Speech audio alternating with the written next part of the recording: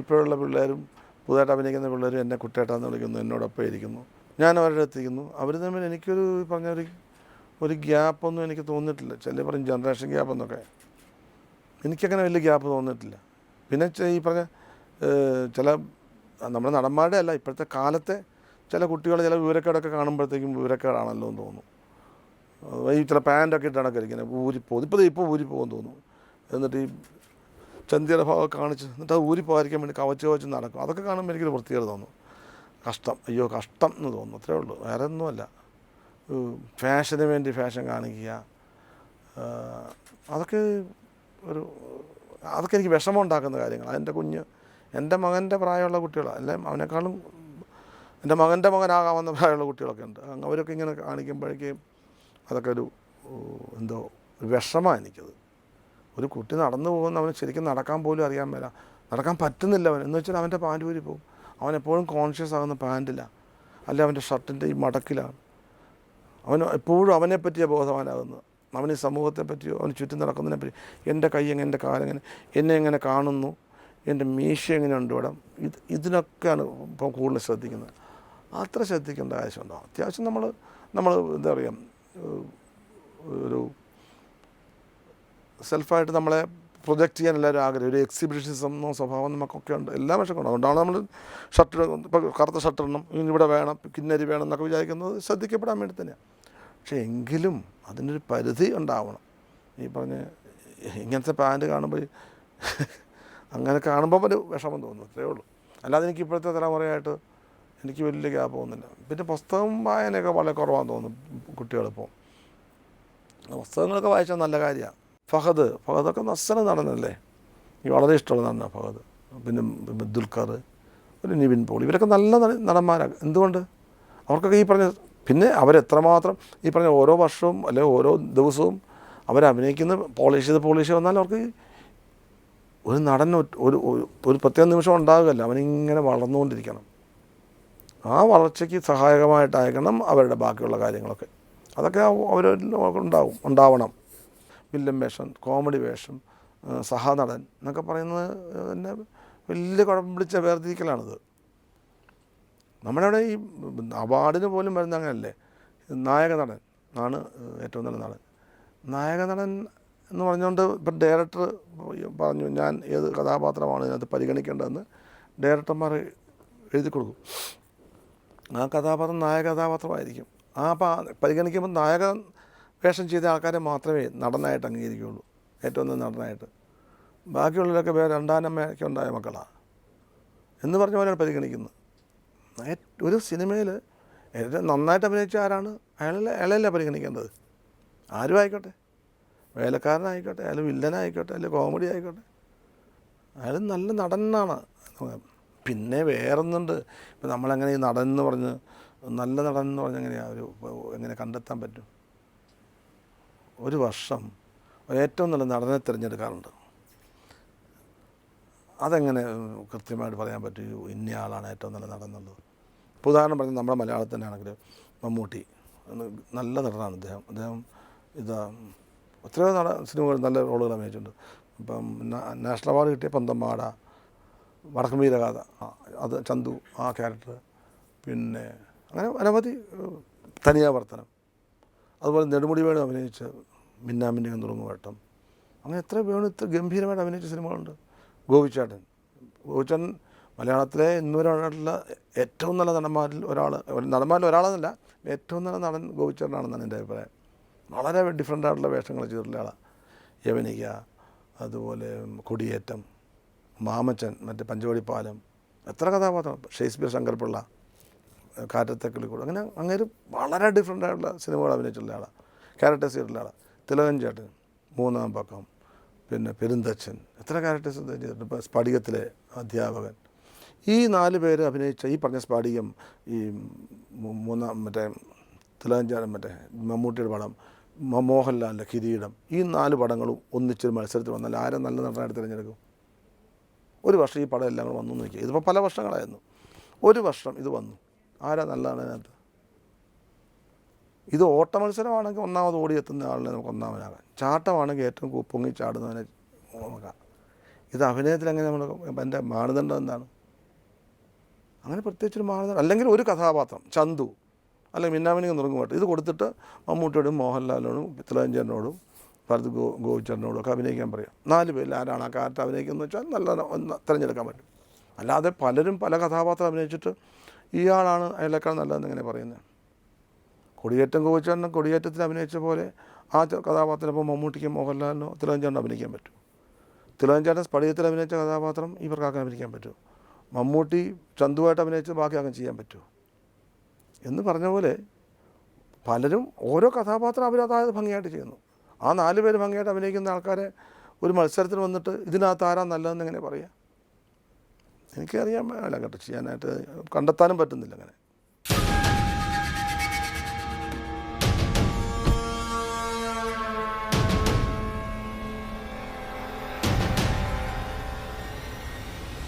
ഞാൻ വന്നത് എൻ്റെ മകളെ കൂട്ടിക്കൊണ്ടു പോകാനാ. എന്നെ ധിക്കരിച്ച് നിന്റെ കൂടെ ഇറങ്ങി പുറപ്പെട്ടപ്പോൾ ഞാൻ തീരുമാനിച്ചതാ ഇനി അവളെ എൻ്റെ വീടിന്റെ പടിക്കകത്ത് കയറ്റില്ലാന്ന്. പക്ഷേ ഇപ്പൊ ടോമിയാ നിർബന്ധിച്ചത് തിരിച്ചു വിളിച്ചുകൊണ്ട് വരാൻ. പിന്നെ ഞാനും ആലോചിച്ചു, എന്റെ മോക്കിങ്ങനെ ഒരു നട്ടലില്ലാത്ത കുശിനിക്കാരൻ ഭർത്താവ് വേണ്ടെന്ന്. ഡാ, നിന്റെ ഈ കുശിനിപ്പണി ചെയ്യുന്നവർ എൻ്റെ വീട്ടിൽ 4. അവർക്ക് പോലും അന്തസ്സായിട്ട് ജീവിക്കാൻ നല്ലൊരു വരുമാനമുണ്ട്. എൻ്റെ മോടൊരു തലയിലെഴുത്ത്. ക്യാരക്ടർ വേഷം അഭിനയിക്കുന്നത് എനിക്കിഷ്ടം. അതിനാണെങ്കിൽ ഒരു വൈവിധ്യമുണ്ട്. ഇപ്പം നായകവേഷം അഭിനയിച്ച് കുറേ സിനിമകളുണ്ട്. നായകവേഷം ഞാൻ അഭിനയിച്ചപ്പോൾ എനിക്ക് തോന്നിയിരിക്കുന്നത് നായകൻ ഒന്നില്ലേ ഉള്ളൂ, ഒരു പ്രത്യേക ഫ്രെയിമുണ്ട്. അവൻ ജയിക്കും, അവൻ്റെ വിജയമായിരിക്കും അവസാനം, അവൻ്റെ വളർച്ച, പിന്നെ എന്ത് പ്രതിബന്ധങ്ങളെ തട്ടിത്തെറിപ്പിക്കും, ആരെ അടിക്കും, ആര് തിരിച്ചടിച്ചാൽ എത്ര വലിയ 10 പേര് വന്നാലും തല്ലിക്കൊല്ലും, പിന്നെ ഏത് പെണ്ണിനെ നോക്കിയാലും അവൾ ഐ ലവ് യു എന്ന് തിരിച്ച് പറയും. അങ്ങനെ എന്തുകൊണ്ടും ഒരു വിജയിയാണ്. ആ വിജയി ഒരു ഫ്രെയിമുണ്ട്. അതൊന്നാണ് നായകൻ എന്ന് പറഞ്ഞാൽ മലയാള സിനിമയിൽ നായകൻ എന്ന് പറഞ്ഞാൽ ഒരു ക്യാരക്ടറാണ്. അത് നമ്മൾ 1-2 എണ്ണം കളിച്ച് കഴിയുമ്പോഴത്തേക്കും നമുക്ക് മടുക്കൂലേ? എനിക്കൊരു മടുപ്പാണ് തോന്നിയത് ഞാൻ നായക വേഷം അഭിനയിച്ചത്. പക്ഷേ ഈ പറഞ്ഞ പോലെ പണവും മറ്റേ പ്രശസ്തിയും കാര്യങ്ങളും ആരാണ് ഹീറോ എന്നൊക്കെ പറയുന്നത് അതൊക്കെ ഒരു വലിയ സുഖമുള്ള കാര്യമായിട്ട് എനിക്ക് തോന്നിയിട്ടില്ല. പിന്നെ അതിനേക്കാളും നല്ലത് നമ്മൾ ഒരു സീനിലെങ്കിലും അഭിനയിച്ചിട്ട് ഗംഭീരമാണെന്ന് ഒരാൾ പറയുമ്പോൾ അത് മാത്രമല്ല ചെയ്യുമ്പോൾ തന്നെ നമുക്ക് സുഖം തോന്നും. വളരെ ഡിഫറെൻ്റ് ആയ ക്യാരക്ടർ. എനിക്കെപ്പോഴും അതെ ഞാനല്ലാതെ എന്നിൽ നിന്ന് വ്യത്യസ്തമായിട്ട് മറ്റൊരു കഥാപാത്രമാകുന്നതാണ് എനിക്ക് സുഖം തോന്നിയിരിക്കുന്നത്. അപ്പോൾ എനിക്ക് തന്നെ സ്വയം ഒരു സുഖമുണ്ട്, ഒരു ആക്ടർ. പിന്നെ ബാക്കി പണവും പ്രശസ്തി അതൊക്കെ സെക്കൻഡറിയാണ്. നമുക്കൊരു മനസ്സിന് ഇഷ്ടപ്പെടുന്നൊരു കഥാപാത്രം ചെയ്യുമ്പോഴുള്ളൊരു സുഖം, അതാണ് ഏറ്റവും വലുത്. എന്താ ഞങ്ങളപ്പ കെട്ടിപ്പോയി. അപ്പൊ ഞാനാരാ? അതാ അപ്പം കരയിൽ നിക്കണു. അപ്പൊ അപ്പൻ കെട്ടി ചാടിയില്ലേ? എന്താ ചാറണോ? വേണ്ട. അപ്പൊ കിണറ്റി കിടക്കണ അപ്പനെ ഏതാണാവോ? ആരായാലും പിടിച്ചു കയറണ്ട. അപ്പാ അല്ല ആരാ? പിടിച്ചോ, പിടിച്ചേറ്റ് അപ്പം താഴെ പോവല്ലേ?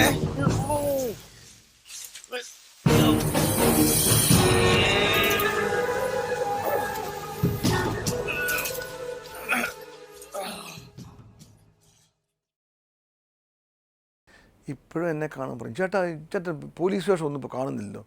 ഞാൻ ചേട്ടൻ കുറേ കണ്ടില്ലേ? അല്ല ചേട്ടാ, ചേട്ടൻ്റെ ആ പോലീസ് വേഷം, ചേട്ടാ ആ തെറിയുണ്ട്, ചേട്ടൻ 2 തെറിയൊക്കെ പറയണം കേട്ടോ എന്ന് പറയുന്ന പ്രേക്ഷകരുണ്ട്. അത് കൈയൊക്കെ തെറുത്ത് വെച്ചിട്ട് 2 തെറി പറയുക, അങ്ങനത്തെ മറ്റേ കരുളമാനെന്നോ അങ്ങനത്തെ വാക്കുകളൊക്കെ ഉപയോഗിക്കുക. അത് രസിക്കുന്ന ഒരു വലിയ വിഭാഗമുണ്ട്. ഇപ്പോഴും പറയുന്ന ആൾക്കാണ് ചേട്ടൻ്റെ പോലീസ് വേഷമാണ്. ഇപ്പോൾ നിങ്ങൾ പറഞ്ഞു ദേശാടനമാണെന്ന് പറഞ്ഞു, ഒരുപാട് പേര് പറയുന്നുണ്ട് പോലീസ് വേഷം. പക്ഷേ എനിക്ക് നമുക്ക് തന്നെ ചില റോളുകൾ ചെയ്യുമ്പോൾ അതായത് ഒരേ തരം വേഷങ്ങൾ, ഒരേ തരം മാനസികാവസ്ഥയുള്ള റോളുകൾ ചെയ്യേണ്ട അവസ്ഥ വരും. അത് വളരെ ഡിഫറെൻ്റായിട്ട് ചെയ്യാൻ, അതിപ്പം പോലീസ് വേഷമാണ്, ചില കള്ളന്മാരായ പോലീസുകാർ, നല്ലവരായ പോലീസുകാർ, പ്രായമുള്ള അങ്ങനെ ഒരു വൈവിധ്യങ്ങൾ ഉണ്ടാക്കാൻ പറ്റും. ഒരേ പ്രായം ഒരേ സാഹചര്യത്തിലുള്ള ഒരു കഥാപാത്രമാണ് ഞാൻ. ഈ ചേറാടിക്കറിയും പിന്നെ രൗദ്രം സിനിമയിൽ, രഞ്ജിയുടെ സിനിമയിൽ ഒരു അപ്പിച്ചായി എന്ന ക്യാരക്ടറുണ്ട്. അത് 2 സത്യം പറഞ്ഞാൽ ഒന്നാണ്. ഒരു അയാളുടെ മറ്റേ ചേറാടിക്കരയുടെ സാഹചര്യങ്ങളിൽ കൂടിയാണ് അപ്പിച്ചായും ജീവിച്ചത്. അയാളുടെ അട്രോസിറ്റീസൊക്കെ ഇയാൾക്കുമുണ്ട്. ഈ പ്രായം ഏകദേശം ഒരുപോലെയാണ് ഇത്. പക്ഷേ അത് തമ്മിലൊരു വ്യത്യാസപ്പെടുത്താൻ വേണ്ടിയിട്ട് ഞാൻ ബോധപൂർവ്വ ശ്രമം ഉണ്ടായിരുന്നു. അതെനിക്ക് ഭയങ്കര ഒരു ത്രില്ലായിട്ട് തോന്നുകയാണ് ഈ രണ്ട് കാര്യം. രണ്ടാമത് ചേരാടിക്കറി ചെയ്തപ്പോഴല്ല, അപ്പിച്ചായ ചെയ്തപ്പം ഒരിക്കലും മറ്റതുപോലെ ആവരുത്, ഭയങ്കര ഡിഫറെൻ്റായിട്ട് ചെയ്യാൻ ഞാൻ ബോധപൂർവ്വം ശ്രമിച്ചിരുന്നു. അത് പ്രയോജനം കണ്ടെന്ന് എൻ്റെ തോന്നണേ. ഈ അപ്പിച്ചായ്ക്ക് ഒരു ഡിസബിലിറ്റി ഉണ്ട്, അതായത് ഈ കൈ ഒരു എന്തോ അപകടം പറ്റിയിട്ട് കൈ ഇങ്ങനെ ഒടിഞ്ഞിട്ടിങ്ങനെ, അത് ഞാൻ ത്രൂ ഔട്ട് മെയിൻറ്റെയിൻ ചെയ്തിട്ടുണ്ട്. പിന്നെ അതുകൊണ്ടൊരു മടിയുണ്ട്, പക്ഷേ എന്നാലും ഇത് തോക്കാൻ തയ്യാറില്ല. അത് എനിക്ക് ഭയങ്കര ഇൻട്രസ്റ്റിംഗ്, എനിക്ക് തന്നെ ഒരു രസം തോന്നും. നമ്മൾ ചില കഥാപാത്രം തോന്നുമ്പോൾ നമുക്കങ്ങനെ ഇഷ്ടപ്പെടും, നമ്മുടെ അസ്ഥിക്ക് പിടിക്കാമെന്നറിയില്ല, അങ്ങനെ അതൊരു ലഹരിയാണ്. ആ ലഹരിയാണ് ഒരു നടൻ്റെ ഏറ്റവും വലിയ രസം, സുഖം. ഈ പറഞ്ഞ ചേരാടിക്കറിയാം, രൗദ്രത്തിലെ വേഷം, ഞാനല്ല എൻ്റെ മാനസികാവസ്ഥയ്ക്ക് അല്ലാത്ത വേഷങ്ങളില്ല. ഇപ്പം ഈ പറഞ്ഞ ശിപ്പായിലകളിലെ ക്യാരക്ടർ, ഇതൊക്കെ എൻ്റെ സ്വഭാവത്തിന് വ്യത്യസ്തമായിട്ട് ഉള്ള കഥാപാത്രങ്ങൾ ചെയ്യുമ്പോൾ അതൊക്കെ എനിക്ക് വളരെയധികം ഇഷ്ടപ്പെട്ടതാണ്.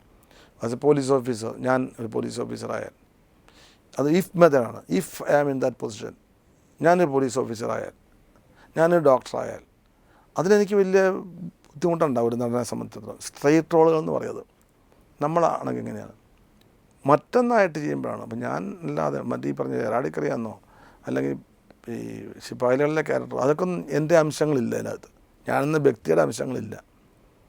മറ്റേ സ്റ്റോപ്പ് വയലൻസ് അതെ പോലീസുകാരൻ, ഇതൊക്കെ ചെയ്യുമ്പോഴാണ് നമുക്ക് ത്രില്ല്. അത് എൻ്റെ സൃഷ്ടിയാണ്, എൻ്റെ കുഞ്ഞിനെ പോലെ എൻ്റെ സൃഷ്ടിയാണ്, അതെൻ്റെ മാത്രം സൃഷ്ടിയായിട്ട് തോന്നും. ഒരാൾ എഴുതിയതാണെങ്കിലും അത് എന്നിൽ കൂടിയാണല്ലോ വരുന്നത്. അപ്പോൾ അതെനിക്ക് കൂടുതൽ സന്തോഷം തോന്നുന്നു അതിനോട്. എടോ പീലിപ്പോസേ, തന്റെ ആ സർക്കം ഉണ്ടല്ലോ, ആ രാമേന്ദ്രൻ, അവൻ എന്റെ ഒരു പൂട പോലും തൊടാൻ പറ്റില്ല.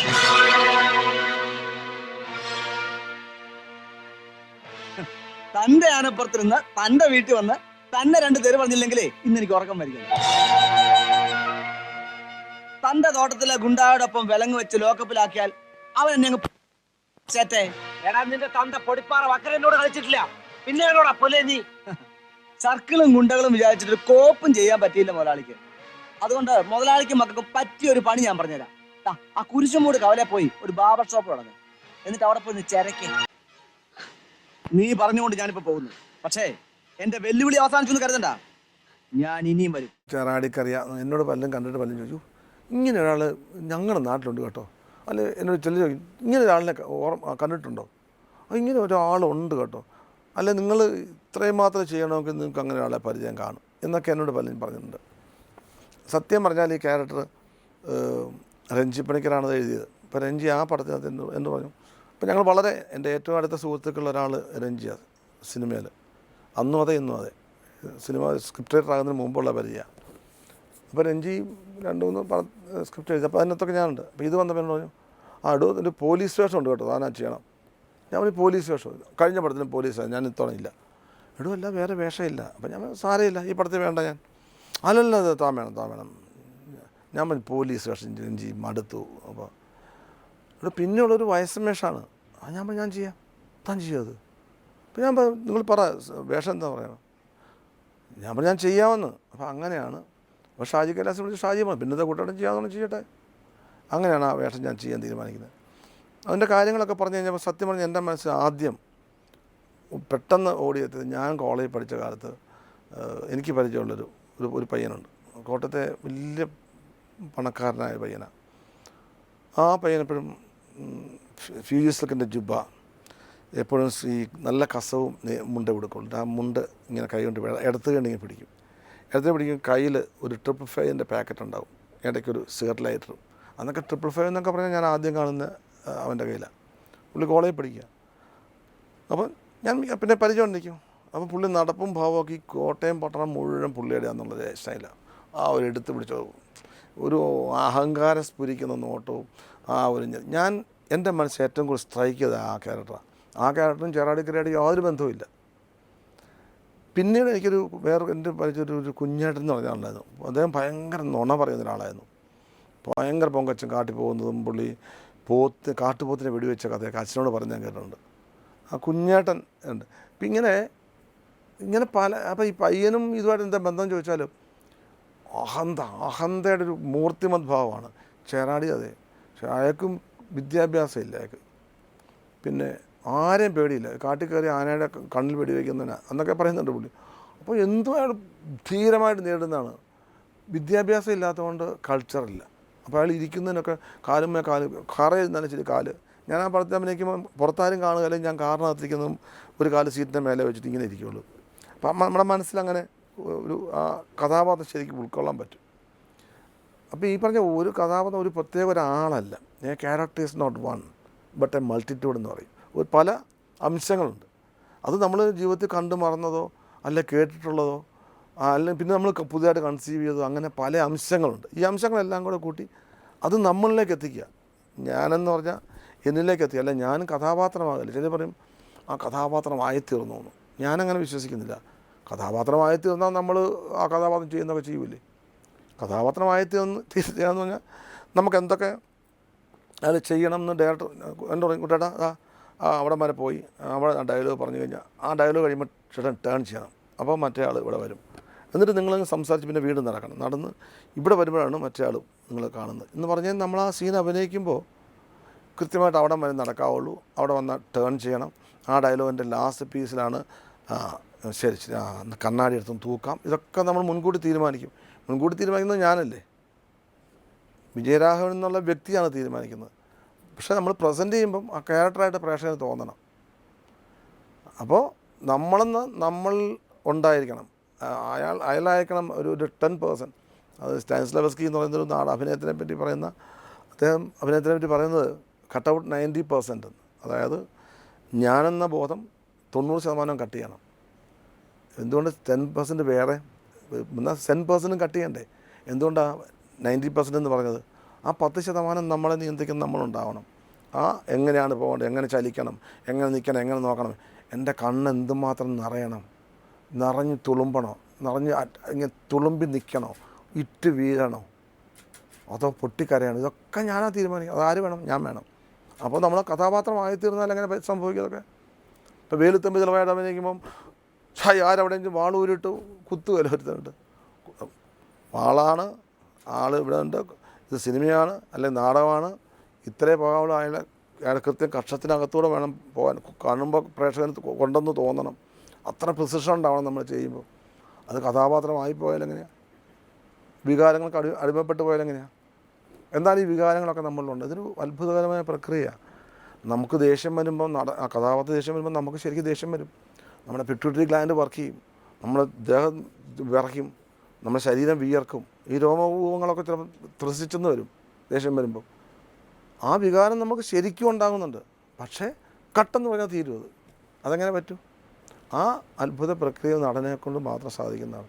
അതിന് നമ്മുടെ എക്സ്പീരിയൻസ് വേണം, അതിനുവേണ്ടി നമ്മൾ പ്രാക്ടീസ് ചെയ്യണം. അങ്ങനെ ഒരു വലിയ ഡെഡിക്കേറ്റഡ് ആയിരിക്കണം എന്നാണ് എൻ്റെ അഭിപ്രായം. അല്ലാതെ അഭിനയിക്കുന്നുണ്ട്. എനിക്ക് എൻ്റെ സംബന്ധിച്ചുള്ള കാര്യം മാത്രമാണ് ഞാനീ പറയുന്നത്. 100% മറ്റൊരാളെ പറ്റി ഇതിനകത്തൊരു ഒന്നും പറയുന്നില്ല. കണ്ണു വിളിച്ച് നോക്കണ്ട, ചെവി തുറന്നു പിടിച്ച് കേക്ക്. ബുദ്ധിമോശമല്ലേ ചേട്ടാ? ചത്തുപോയ മകളുടെ കഥയും കുത്തിപ്പൊക്കിക്കൊണ്ട് നടക്കുന്നത്. വീട്ടിൽ വേറെ ഇല്ലേ പെൺകുട്ടികള്? അവരെ കിട്ടാനും ആരെങ്കിലും വരണ്ടേ? കെട്ടാനും ഒരുത്തനും വന്നില്ലെങ്കിൽ വിഷം കൊടുത്ത് കൊന്നുകളയാ മക്കളെ. ആ ചേട്ടൻ പിണങ്ങാതെ. എന്നാ ഇതൊരു 50,000 ചേട്ടൻ ഇത് വാങ്ങണം. ചേട്ടൻ ഇനി ഈ പരാതി ഉപേക്ഷിക്കുകയാണെന്നുണ്ടെങ്കിൽ ഇനി ഒരു 50,000 രൂപയും കൂടെ ഞങ്ങൾ വീട്ടിലെത്തിച്ചു തരും. വേറൊന്നും കൊണ്ടല്ല, എന്റെ ഹോട്ടലിൽ ഒരു ചീത്തപ്പേരുണ്ടാകണ്ടല്ലോ എന്ന് വിചാരിച്ചിട്ടാ ചേട്ടൻ ഇത് വാങ്ങണം. പട്ടി, ഇപ്പൊ എനിക്ക് മനസ്സിലായടാ, നീയൊക്കെ കൂടിയാണോ എന്റെ മോളെ നശിപ്പിച്ചത്.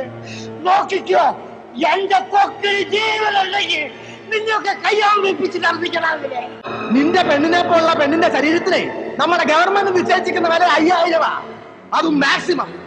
ഇനിയിപ്പോ അവിടെ ജീവന്റെ വില കൂടെ കൂട്ടി ഞങ്ങളുടെ 50,000 രൂപ വരും. 1,00,000 രൂപ വരും. മര്യാദക്ക് കിട്ടുന്നത് വാങ്ങിച്ചോണ്ടേ എവിടെയും ഞണ്ണിക്കൊണ്ടിരുന്നോണം. ഇല്ലേല് ബാക്കിയുള്ള നിന്റെ പെണ്ണുങ്ങളെ കൂടി ഞാൻ പഴപ്പിക്കും. നിന്റെ കൺമുമ്പിലിട്ട് പഴപ്പിക്കും. ന്യൂഡൽഹിയിൽ അനന്തൻ എന്ന ക്യാരക്ടറാണ് ഈ പറഞ്ഞത്. ഞാൻ ഫുൾ ടൈം സിനിമയിലേക്ക് വരാൻ കാരണം ആ സിനിമ മലയാളത്തിൽ വന്നു കഴിഞ്ഞുകൊണ്ട് ഹിന്ദിയിലായി, തെലുങ്ക്, തമിഴ് എല്ലാ വേർഷനും അതെല്ലാം ഞാൻ അഭിനയിച്ചു. പിന്നെ ആ കാലഘട്ടത്തിൽ വന്ന പിന്നെ എല്ലാ സിനിമകളിലും ശ്രദ്ധേയനായി ആ കാരുടെ ഇടയിൽ. അത് ഈ അന്നത്തെ രീതിയിൽ വളരെ ശ്രദ്ധിക്കപ്പെട്ട ഒരു സിനിമയാണ്. ഇപ്പോഴും അതെ, മലയാള സിനിമയിൽ ഒരു വളരെ നല്ല സിനിമകളിൽ നോക്കിയാൽ 10-20 ഒന്ന് ന്യൂഡൽഹി ആയിരിക്കും എനിക്ക് തോന്നുന്നത്. നല്ല മേക്കിങ്ങാണ്. ജോഷിയുടെ ഏറ്റവും നല്ല സിനിമകളിലൊന്ന് ന്യൂഡൽഹിയാണ്. അതിൻ്റെ ഭാഗമാകാൻ കഴിഞ്ഞതാണ് ഏറ്റവും വലിയ ഭാഗ്യം. ജോഷി എൻ്റെ സുഹൃത്താണ്, ഞങ്ങൾ ഒന്നിച്ച് പഠിച്ചതാണ് ചേർത്തല SM കോളേജിൽ. അതുമാത്രമല്ല, ജോഷി ഞാനോട് ഒരുപാട് നാളത്തെ ബന്ധമുണ്ട്. ഞങ്ങൾ പണ്ട് നാടകം കളിക്കുന്ന കാലത്ത് ഈ ജോഷിയുടെ അച്ഛന് 2 തിയേറ്റർ ഉണ്ടായിരുന്നു, സിനിമാ തിയേറ്റർ, ശശി തിയേറ്ററും വാസു തിയേറ്ററും. ഈ ശശി തിയേറ്ററാണ് ഇപ്പോൾ സൈന എന്ന് പറഞ്ഞ വർക്കലയുള്ളത്. അപ്പോൾ അവിടെ നാടകം കളിക്കും. നാടകത്തിന് വരുമ്പം ജോഷി ഉണ്ടാവും അവിടെ. അങ്ങനെ ഞാനും ജോഷിയായിട്ട് ഉള്ള പരിചയമുണ്ട്. പിന്നെ ജോഷി ആദ്യമായിട്ട് സിനിമയിൽ അത് ഡയറക്ടറായിട്ട് ആദ്യം വരുന്നത്, ഡയറക്ടറല്ല അസിസ്റ്റൻറ്റ് ഡയറക്ടറായിട്ട് വരുന്നത് കാവാലി എന്ന് പറഞ്ഞ അച്ഛൻ്റെ സ്ക്രിപ്റ്റ് സിനിമയായപ്പോഴാണ്. ഞാൻ ആദ്യ സിനിമയിൽ അഭിനയിക്കുന്നത് കാവാലിയിലാണ്. എൻ്റെ ഏറ്റവും വലിയ സുഹൃത്ത് ജോഷിയാണ്. അപ്പോൾ ജോഷിയുടെ സിനിമയായിരുന്നു ന്യൂഡൽഹി. ഞാൻ ഒരുപാട് സിനിമയിൽ അഭിനയിച്ചു ജോഷിയുടെ. ഞങ്ങൾ തമ്മിൽ ബാക്കി ഇപ്പം പലരും ഞാൻ ജോഷി എന്ന് വിളിക്കുമ്പോൾ എല്ലാവരും ജോഷി സാർ, ജോഷിയേട്ടാന്നൊക്കെ വിളിക്കുമ്പോൾ പുള്ളി നരച്ച് മൊത്തത്തിൽ. അപ്പോൾ എല്ലാവർക്കും ഒരു അത്ഭുതമാണ്. അതൊക്കെ ഒരു ഭാഗ്യമല്ലേ, അതൊക്കെ എൻ്റെ ലാഭങ്ങളിൽപ്പെട്ടതാണ്. ഞാൻ നേരത്തെ പറഞ്ഞില്ലേ, അന്നത്തെ ആ സംഭവത്തിന്റെ ഷോക്കിൽ മരിയയുടെ ഫാദർ മരിച്ചു. നാട്ടിൽ അവൾക്ക് മറ്റാരുമില്ല. സ്വത്തുക്കളെല്ലാം വെച്ച് അവൾ ഡൽഹിയിൽ വന്നതാണ്. എനിക്കിങ്ങനെയൊക്കെ സംഭവിക്കാൻ കാരണം മരിയയാണെന്ന് ഉമ്മ പറയാൻ തുടങ്ങിയതിന് ശേഷമാണ് ഞാൻ മരിയയെ ഇഷ്ടപ്പെടാൻ തുടങ്ങിയത്. സാറിന് 5 മാസം കൂടിയല്ലേ ഉള്ളൂ. പുറത്തിറങ്ങിയാൽ സാർ എന്ത് ചെയ്യാൻ പോകുന്നു?